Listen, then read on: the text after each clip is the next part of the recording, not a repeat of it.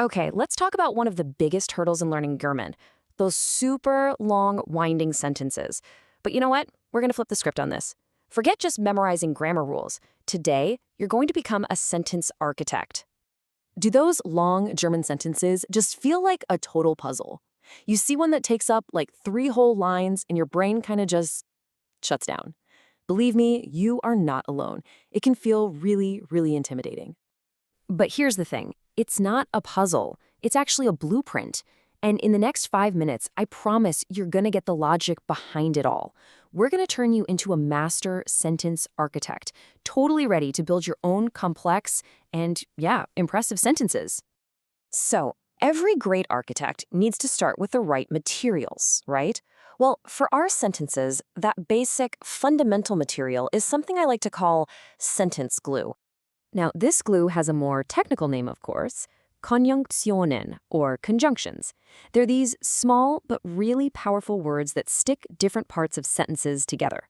Words like and, because, when, but, or so that. These are the absolute essential connectors in our toolkit. All right, let's jump in with our very first architectural plan. This is where we connect a main clause to another main clause. This creates something called a Satzreihe, which is basically a compound sentence. The easiest way to think about this is like you're linking 2 strong independent pillars. A Satzreihe connects 2 complete thoughts, 2 main clauses that could each stand perfectly fine all by themselves. They're equals, just joined together to make a longer, more fluid thought. Okay, let's look at this example with the Yeti. The Yeti is said to be a primeval being. He is said to live in the Himalayas. See how both parts could totally be their own sentence. The Yeti is a primeval being, full stop. He lives in the Himalayas, full stop. Here, they're just connected by a simple comma. That's really all there is to it. And here's another great example that shows the exact same idea. The Yeti is not the only fabled creature. There are also the legends of Bigfoot and Nessie.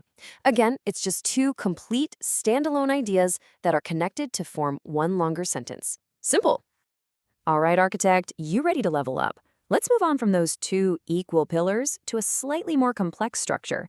This one's called a Satzgefüge, and it connects a main clause with a subordinate clause, or what we call a dependent clause. Now, here's a fantastic way to think about this. That Satzreihe we just looked at, that's like having 2 bosses, 2 equal main clauses. But a Satzgefüge is different. It's more like a boss and a helper. You have one main clause, the boss, and then a subordinate clause, the helper, which adds extra information, but it can't stand on its own. And that right there is the most important difference. The boss, that main clause, it makes perfect sense all by itself. But the helper, the subordinate clause, well, it's dependent. It needs the boss to have any real meaning.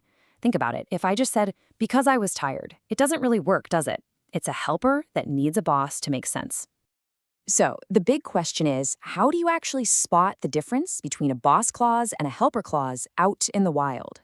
Well, there's one simple, absolutely foolproof trick. And a secret, it's all about the verb. This really is the million-dollar question. How do you tell them apart? The answer is about to become your new architectural superpower, so pay very close attention to this next part.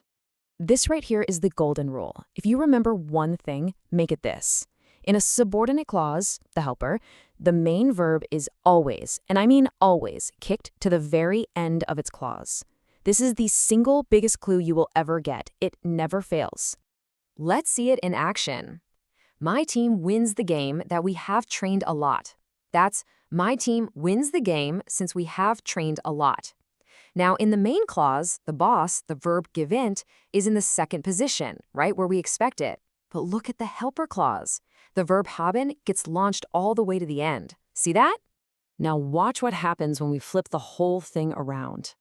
In English, it's still pretty much, since we have trained a lot, my team wins the game. But look at the German. When that helper clause comes first, the boss clause's verb, gewinnt, jumps to the very beginning of its own clause. The helper's verb, haben, stays put right at the end. It's like a little dance they do, and once you know the steps, it's totally predictable. Okay, let's tackle one special case where these building principles are super important when you're structuring direct quotes. And the absolute best way to think about this is the quote sandwich. It's a really simple, visual way to remember how to punctuate and structure a sentence when you stick the speaker's tag like he said or she whispered right into the middle of the quote. Here's how you build it. Step 1 is your first slice of bread. That's the first part of the quote. Listen.